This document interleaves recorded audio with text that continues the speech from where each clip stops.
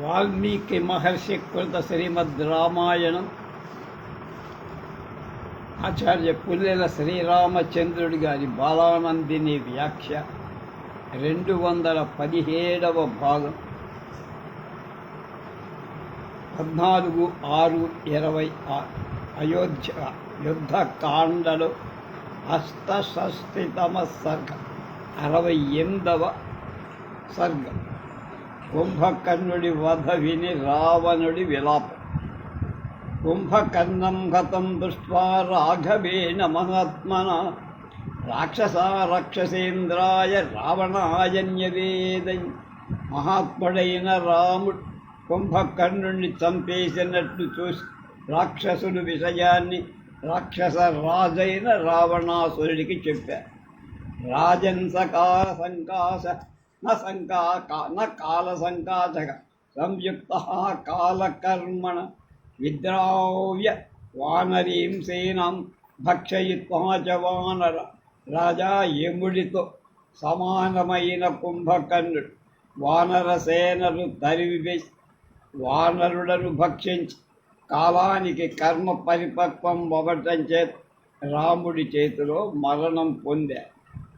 వ్రతపిత్వా ముహూర్తంతో ప్రశాంతో రామతేజస కాయేనార్ధ ప్రవిష్టేన సముద్రం భీమదర్శనం దిక్వృత్తనాసాకన్నేన విక్షరద్రుధి రేణ చ రుద్ధ్వా ద్వారం శరీరేణ లంకాయ పర్వతోపమ. కుంభకర్ణస్తవభ్రాత కాకుత్సరపీడిత లగండ భూతో వికృతో దానదగ్ధ ఇవ ద్రుమ. నీ సోదరుడైన కుంభకర్ణుడు ముహూర్తకాలం ప్రతాపాన్ని చూపించి రాముడి తేజస్సు చేత శాంతించాడు. రాముడి బాణాల చేత పీడింపబడి చూడటానికి భయంకరగా ఉండే సముద్రం సగం ప్రవేశించిన ముండెం చేత లంకా ద్వారాన్ని ముక్కు చెవులు ఖండించడం చేత రక్త ప్రసరణం జరిగి రక్త ప్రసరణంతో కారిపోతున్న తల చేత నిరోధి దావాగ్నికి కాలిన చెట్టులాగా వికృతమైన ఆకారంతో ముద్ద అయిపోయాయి. ఈ 4 శ్లోకాలు స్వయం సరిగా కుదరడం లేదు. ఇవి ప్రాచ్య పాఠంలో దేవుడు ఎవడో రాశాడు. శ్రుత్వా వినిహితం సంజయ్ కుంభకర్ణం మహాబలం రావణ శోకసంతప్తో ముమోహ చ పపాత. గొప్ప బలం కల కుంభకర్ణుడు యుద్ధంలో చంపబాడిన వాడని విని రావణుడు దుఃఖ సంతృప్తుడై మూర్ఛ చెంది నేల మీద పడిపోయి పితృవ్యం నిహతం శృత్వా దేవాంతక నరాంతకౌ స్త్రీశాశ్చాతికాయచ్చ రురుదు శోకపీడితా. వినతండ్రి మరణించినట్లు విన్న దేవాంతక నరాంతకుడు త్రిశిరస్సు అతికాయుడు దుఃఖం చేత పీడితులై ఏడవటం ప్రారంభి. భ్రాతరం నిహితం సత్వా రామేణాక్లిష్టకర్మణ మహోదర మహాపార్శ్వౌ రోగ శోకాక్రాంతౌ బభూవతు. శ్రమ పడకుండా కార్యాలు సాధించే శ్రీరాముడి చేత సోదరుడైన కుంభకర్ణుడు చంపబడినట్లు అతని సవతి తల్లి పుత్రులైన మహోదర మహాపార్శ్వులు దుఃఖాక్రాంతులయ్యారు. తతః కృచ్ఛాత్ సమాసాద్య సంజ్ఞాం రాక్షసపుంగవ కుంభకర్ణవధాద్దీనో విలలాపాకులేంద్రియ.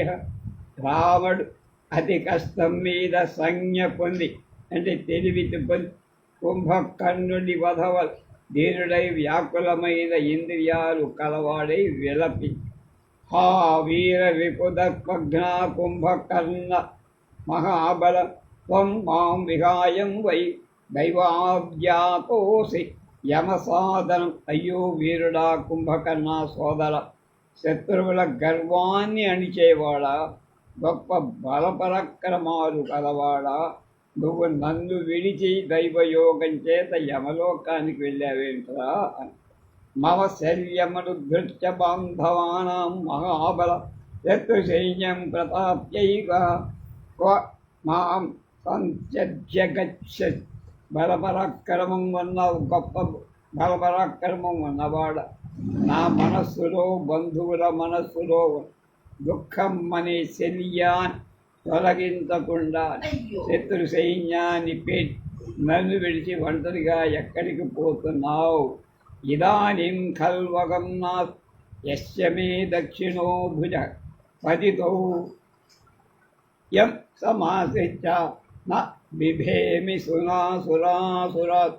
నేను దేన్ని ఆశ్రయించుకొని సురాసురుల నుండి భయపడటం లేదో అలాంటి నా కుడి భుజం పడిపోయింది, అంచేత నేను కూడా చచ్చిపోయినట్టే లెక్క అనుకున్నాడు. కథమేవం విధో వీరు దేవదానవదర్ప కాలాగ్ని ప్రతిమోహృజ్య రాఘవేన రణేహత.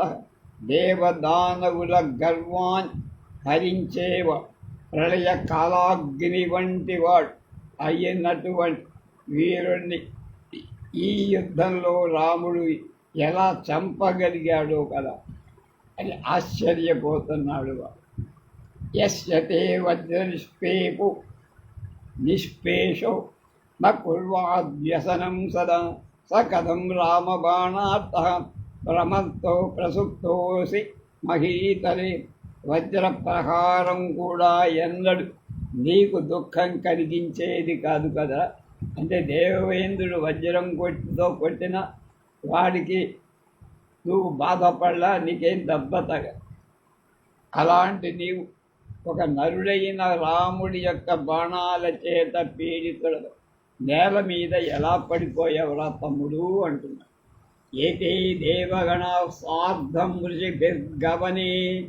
ఋషిభిర్గగనే స్థితా నిహతం త్వాం రణే దృష్ట్వా నినదంతి ప్రహర్షిత. ఈ దేవతలు ఋషులు ఆకాశంలో నిలబడి యుద్ధంలో చంపబడిన నిన్ను చూసి చాలా సంతోషిస్తూ ఆనందధ్వనులు చేస్తూ ధ్రువమద్వైవ సంహృష్ట లబ్ధలక్షా ప్లవంగవ ఆరోక్షంతీహ దుర్గాని లంకాద్వారాణి సర్వశః. వానరుడు తమ లక్ష్యాన్ని సాధించటానికి సంతోషిస్తూ ఇప్పుడే ప్రవేశించటానికి శక్యంగా లంకా ద్వారాల మీద అన్ని వైపులకు ఎక్కగలరు.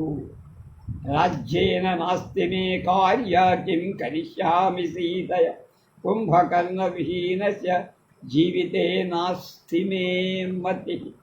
నాకు రాజ్యంతో పనిలే, సీత వల్ల అస్సలే, కుంభకర్ణుడు లేని నా జీవితం నాకు ఆసక్తికరంగా లేదు.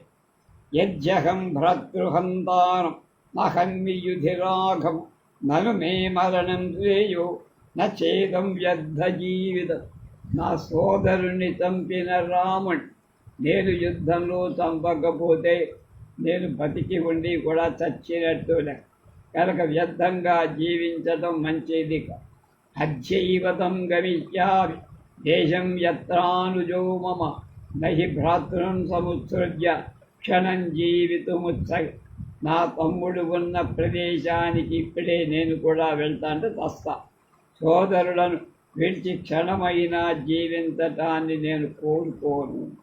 దేవాహిమాం హసిష్యంతి దృష్ట్వా పూర్వాపకారిణం కథం ఇంద్రం జయిష్యామి కుంభకర్ణహతే త్వయి.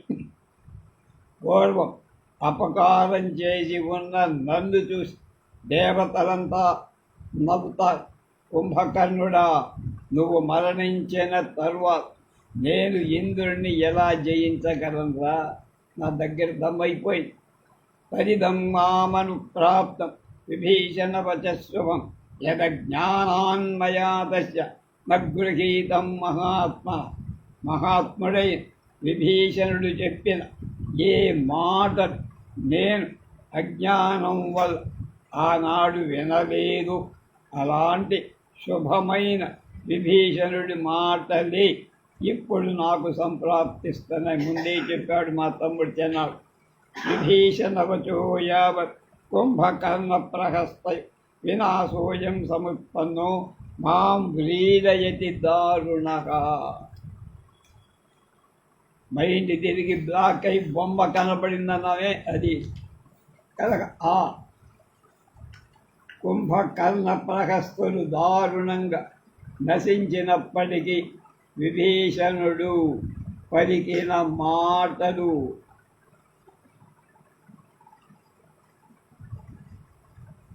నాకు సిగ్గు కలిగిస్తుంది. ఆస్తస్యాయం కర్మణ ప్రాప్తౌ విపాకో మమ శోకద యన్మయా ధార్మిక శ్రీమాన్ న నిరస్తో విభీషణ. ధార్మికుడు శ్రీమంతుడు అయిన విభీషణుణ్ణి నేను అవమానించటం చేత ఆ కర్మ ఫలంగా నాకు కుంభకర్ణుడితో వియోగం ప్రాప్తించింది అంటే మా తమ్ముడు చచ్చిపోయాడు. ఇది బహువిధమాకులాంతరాత్మ కృపణమతీత విలప్య కుంభకర్ణం న్యవతది దశాననో భృశార్త తమనుజమింద్ర వికుంహతం విదిత్వ. ఇచ్చార్చే శ్రీమద్ రామాయణే ఆది కావ్యే యుద్ధకాండే అష్టషష్టితమ సర్గ. ఇంద్రుడి శత్రువైన తన తమ్ముడు కుంభకర్ణుడు చంపబడినట్టు విన్న రావణుడు వ్యాకుల చిత్తంతో మనస్సులో అనేక విధాలుగా దీనంగా అలా విలపించి దుఃఖాస్తుడై మూర్ఛిల్లి నేల మీద పడిపోయి. ఇది యుద్ధకాండలో 68వ సర్గ. దీంతో 2 భాగాలుగా ఉన్న యుద్ధకాండ మొదటి పుస్తకం 904 పేజీల పుస్తకం అయిపోయింది. 2వ భాగం ఉంది. దాని తర్వాత మనం దానిలోకి వస్తున్నాం.